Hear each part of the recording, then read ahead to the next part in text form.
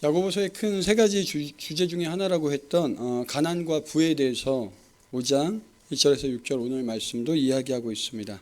근데 조금 다른 점이 있다면 앞에서 언급했던 부자에 관한 이야기가 성도 중에 있는 부자들에 대한 이야기였다면 이 본문, 오늘의 본문의 부자들은 크리스찬 부자들이 아니라 세속에 있는 믿지 않는, 믿음이 없는 불의한 부자들에 대해서 얘기하고 있다라고 성경학자들 대부분이 공통으로 동의하고 있습니다. 그 이유가, 근거가 뭐냐 하면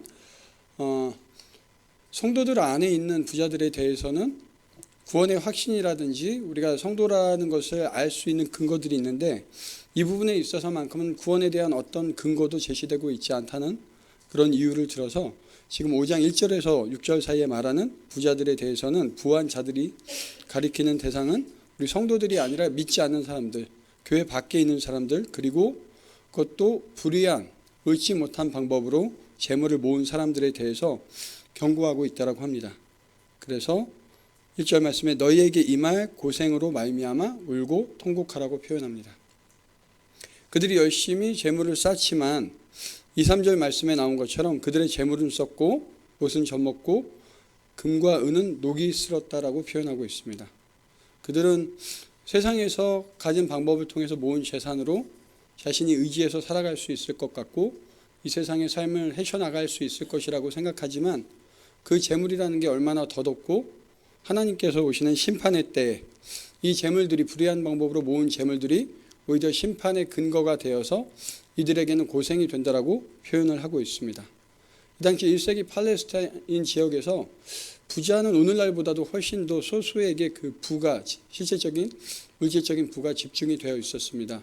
그러니까 부유한 로마인이나 유태인들 중에서도 부당한 방법으로 재물을 모은 사람들, 우리가 쉽게 복음서에서 세리마태를 떠올려도 괜찮을 것 같습니다.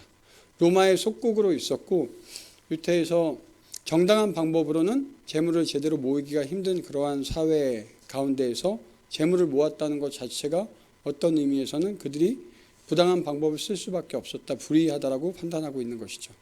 그래서 후진국일수록 오늘날에도 보면 정당한 방법으로는 부자가 되기 힘든 것이 현실입니다.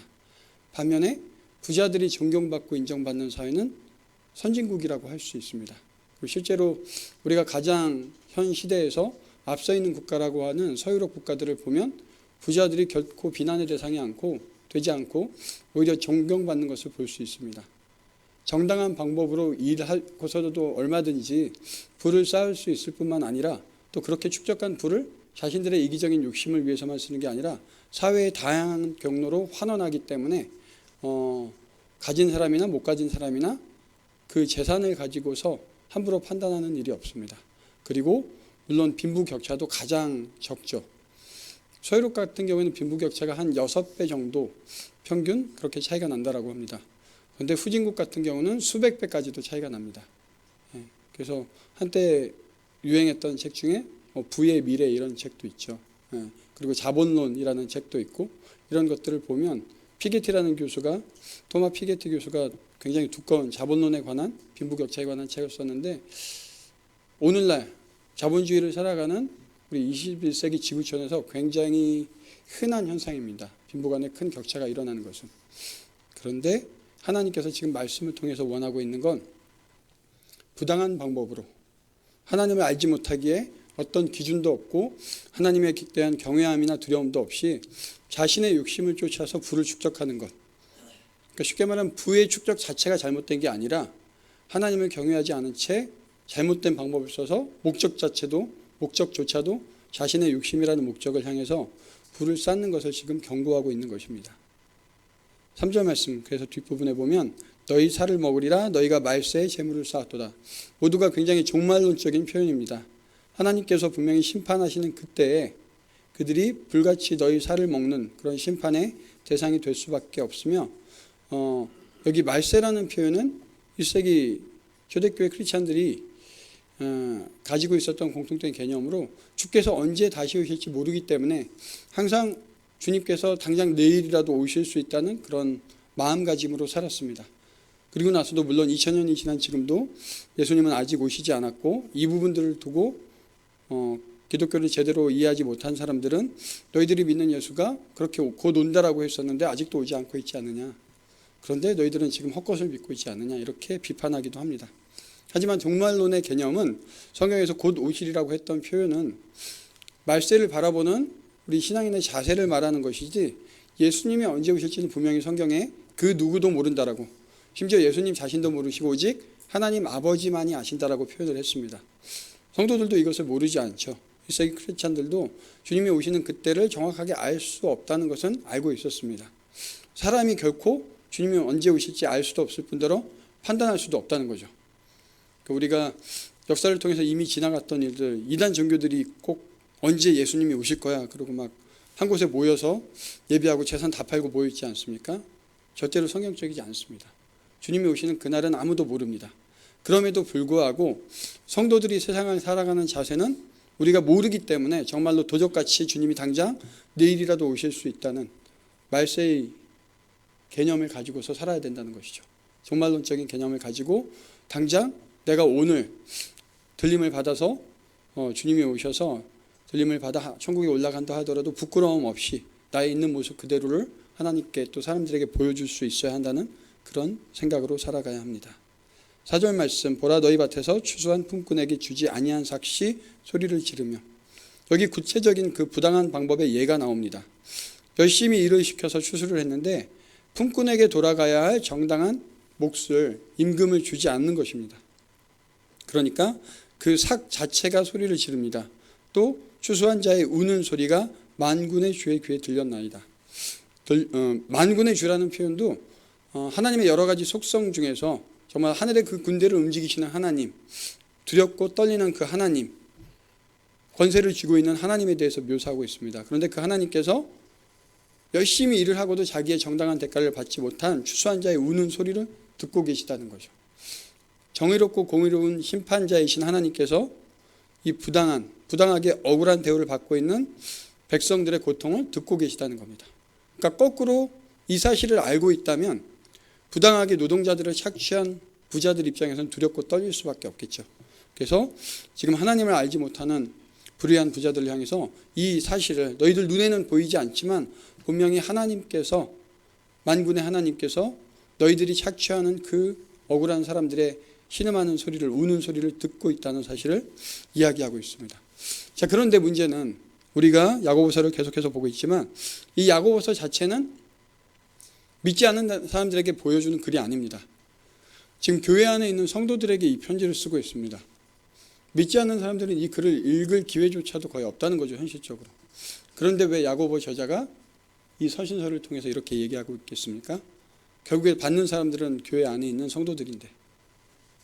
왜냐하면 성도들도 세상 속에서 살아가는데 교회 밖을 나가서, 여러분들도 교회 밖을 나가서 일상으로 돌아가시면 사회 속에서, 세상 속에서 살아가시지 않습니까? 그런데 주위의 부자들, 부당한 방법, 우리가 생각하기에 좀 고개를 갸우뚱하게 되는 그런 방법들로 부를 축적한 사람들을 보면 너무 편하게 잘 살고 맨날 놀러 다니고, 어제는 중국 갔다 왔다 그러고, 그제는 뭐 일본도 갔다 왔다 그러고, 아무 걱정도 없고, 교회도 안 다니고, 술 먹고, 어떤 때는 가끔 보면 좀 좋지 않아 보이는 일들도 하고, 그런데 너무 잘 사는 것처럼 보입니다. 1세기 크리스찬들이 볼 때도 그런 모습들이 많았다는 거죠. 그러니까 다른 고린도전서, 다른 전서라든지 바울서신을 통해서도 보지만 그 당시에 굉장히 잘 나가는 도시들은 무역이나 상업이 번창해서 부를 축적한 사람들이 생기기 시작했습니다. 그리고 하나님을 알지 못한 채 즐기면서, 쾌락을 즐기면서 자신의 욕망을 쫓아서, 쾌락주의를 쫓아서 살아갑니다. 그런데 심판은 오지 않고 정말 고통 가운데에서, 그때만 해도 기독교가 핍박당하는 종교였기 때문에 소수로서, 사회의 아웃사이더로서 힘들게 신앙을 지키고 있는 성도들 입장에서는 흔들리는 분들도 분명히 있었을 겁니다. 왜 나는 이렇게 살아야 되는가? 이 세상 속에서 저들은 하나님도 알지 못한 채 저렇게 편하게 잘 살고 있는데 내가 과연 이 믿음을 지키고 있는 것이 바른 것인가? 간혹 의문을 제기하고 회의감을 느끼는 분들도 분명히 있었을 겁니다.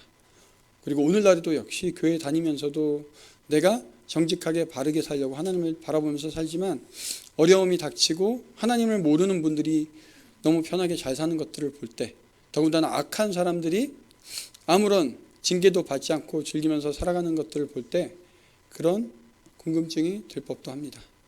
그런데 지금 야고보 사도는 단지 때가 이르지 않았을 뿐이지 하나님께서 모르고 계시지 않다. 하나님께서는 분명 불의한 자들의 악행도 또 그들로 인해서 고통받는 하나님의 사람들의 고통도 분명히 신음소리도 알고 계시고 분명히 심판이 이를 것이라고. 그러니 너희들의 믿음을 굳게 지키고 그들의 잘못된 행위에 현혹당하지 말라고 지금 이 글을 쓰고 있는 것입니다. 5절 말씀에 너희가 땅에서 사치하고 방종하여 사륙의 날에 너희 마음을 살찌게 하였도다. 하지만 불의한 자들은, 하나님을 알지 못하는 사람들은 이러한 영적인 현실을 알지 못한 채 여전히 그들이 착취한 재산을 가지고 자신들을 위해서 사치하고 백화점에 가서 쇼핑을 하고 좋은 차를 사고 일은 하지 않고 여행을 다니면서 자신의 밑에 있는 사람들로 하여금은 하루 종일 10시간이라도 노동을 하면서 또 정당한 대가를 주지 않으려고 합니다. 그리고 그들은 방종합니다. 저게 2000년 전의 편지인데 오늘날의 사회 현실에 비추어서도 그렇게 이질감이 느껴지지는 않습니다. 6절 말씀, 너희는 의인을 정죄하고 죽였으나 그는 너희에게 대항하지 아니하였느니라. 우리가 그러한 불의한 자들을 보면, 그래서 한때 우리 역사상 공산주의가 유행했던 것처럼 많은 사람들이 공산주의에 희망을 걸고 정말 평등한 사회를 이룰 수 있을 거야. 막시즘이라는 게 처음에 나왔을 때는 얼마나 젊은 사람들한테 호응이 컸는지 모릅니다. 이거야말로 인류 역사상 가장 뛰어난 이론이다. 이대로 우리가 실천하면 정말 모두가 공평하게 잘 사는 평등한 세상을 이룰 거야. 착각했지만, 그런 방법론이 통할 거라고 생각했지만 정말 본질은 인간의 마음이었습니다. 아무리 좋은 제도를, 이상적인 제도라고 생각하는 걸 만들어도 인간의 탐욕과 이기심은 절대로 쉽게 고쳐지지 않아서 제도가 아무리 그럴듯하게 보여도 그 위에 모두가 평등하게 잘 살자라고 해서 리더가 됐던 사람들이 다시 또 새로운 권력이 되어서 평등하게 대해야 할 국민들을 착취하고 그 위에 군림하는 일이 또 벌어졌습니다. 그래서 아이러니하게도 오히려 우리 돈을 숭배하는 것처럼 보이는 자본주의가 인류 역사상 어떻게 보면 가장 현실적으로 모든 사람들이 잘 사는 대안이 되어버렸습니다. 물론 자본주의도 최선의 선택은 아니고 차선책일 뿐이고, 오늘날에 와서는 자본주의가 이제 한계에 이르렀다라는 많은 지식인들이나 사회학자들이 공감하는 부분들이 있습니다. 자본주의가 한계에 왔기 때문에 그래서 자본론 같은 책도 나오고 일반 시민들 사이에서 호응을 얻는 것이죠. 그런데 성경은 사회 현실이 어떻든 간에 내가 부당한 방법을 당한다고 해서 그렇다면 가서 싸우고 정말로 프롤레타리아 계급이 지주 계급을 막 정복하고 이래야 되느냐? 폭력적인 방법은 대안이 아니라는 것입니다. 그렇다고 잠자코 묵묵히 당하기만 하는 것도 대안은 아니라는 거죠. 의인은, 특히 하나님을 믿는 성도들이 해야 할 것은 하나님께서 분명히 그들을 심판하실 거라는 그 사실을 믿고 주어진 현실에서 우리가 잘못된 것들은 조금씩 고쳐나가되 폭력적이거나 비인간적인 방법이 아니라 하나님을 신뢰하는 마음으로 때로는 기다리고 때로는 참고 인내하고 그들과 똑같은 불의한 방법으로 대항하지 않는 것, 이것이 지혜로운 방법이라는 겁니다. 그래서 저희가 내일 보게 될 말씀에는 인내해야 될, 우리가 부당한 방법을 당하고 착취당하는 경우에도 인내해야 할 필요성에 대해서 이야기를 하고 있습니다. 작년과 올해 두 재벌가의 회장이 두 분이 돌아가셨습니다. LG그룹 구본무 회장이 작년 5월에 별세했고 올해 4월에 한진그룹 조양호 회장이 별세했습니다. 그런데 두 분이 별세하신 후에 나오는 신문 기사들을 보면 굉장히 상반된 것을 볼 수 있습니다. 구본무 회장 같은 경우에는 그렇게 많은 미담들이 나와도 그치지 않은 미담들이 나옵니다. LG그룹의 LG 트윈스라는 야구단이 있죠. 저도 원년부터 팬인데 정말 지지를 못합니다. 요즘에 그나마 조금 나은데 한 10년을 막 바닥에서 헤맸습니다. 근데도 이 회장은 와서 격려해주고 우리 LG구단 야구단이 한번 우승하면 좋을 텐데 그래도 용기 잃지 말고 기죽지 말고 열심히 하라고. 웬만한 사람들 같으면 내가 이렇게 너희들한테 돈을 대주는데 맨날 성적이 있다면야 이렇게 화를 낼 법도 한데 결코 그런 일이 없었다라고 합니다. 그래서 이 LG그룹 구본무 회장이 위독하다는 얘기를 듣고 LG팀 선수들이 이번에는 우리가 어떻게라도 꼭 우승해서 회장님한테 좀 보답을 해야 되는데 우리가 마음대로 안 되니까 되게 안타까워했다라고 합니다. 그리고 여러분들 가보셨는지 모르겠는데 경기도 광주인가요? 가면 화담숲이 있죠. LG그룹에서 만든. 그래서 저도 가본 적은 없는데 아직 가보고 싶은데 아직 못 가봤습니다. 그렇게 와서 좀 쉴 수 있는, 시민들이 쉴 수 있는 공간을 만들자라고 해서 또 워낙 그런 쪽으로 나무를 좋아하고 그러니까 자연을 좋아하고 그래서 화담숲을 만들어서 이렇게 즐길 수 있는 공간도 만들었다라고 합니다. 반면에 한진그룹가 같은 경우는 조양호 회장이 사회에 기여한 바가 많은데도 불구하고 그 부인이나 딸들이 일으켰던 무리 때문에, 갑질 때문에 뭐 사람한테 침을 뱉고 얼굴에 물컵을 던지고 자기를 위해서 월급 받고 일해준다는 이유로 직원들을 함부로 대하고 이런 갑질을 해서 전국적인 지탄의, 사회의 지탄의 대상이 됐습니다. 우리 나라 안에서도 둘 다 부자였고 제가 알기로는 뭐 양쪽 다 크리스찬은 아닌 것 같습니다. 그런데 한 분은 굉장히 존경을 받고 별세 후에도 사랑을 받는데 한 분은 가진 비난을 다 온몸에 받습니다. 네. 하나님을 알지 못하는 사람 사이에서도 내가 인생에서 어떤 원칙을 세우고 살아가느냐에 따라서 또 사람을 얼마나 존중하느냐, 내가 비록 월급을 주고 내 밑에서 일하는 직원이지만 내 아랫사람이라는 생각을 갖고 있는 사람과 이 사람들 덕분에 내가 먹고 살고 있고 나를 위해서, 우리 회사를 위해서 같이 일해주는 동료다라는 의식을 갖고 있는 사람은 분명히 그 태도의 차이가 있을 수밖에 없습니다. 우리가 적어도 크리스찬이라면 하나님 앞에서 하나님의 형상대로 지음을 받은 우리 모든 사람들을 향해서 설령 교회 밖의 사람이라 할지라도 우리가 진심으로 대하고 부당한 방법으로 그들이 착취당하지 않도록 함께 애쓰고, 그래서 모두가 정직하게 일해도 대우받을 수 있는 사회, 성공할 수 있는 사회, 그런 사회를 만들어가는 것이 우리의 의무가 아닐까 생각합니다.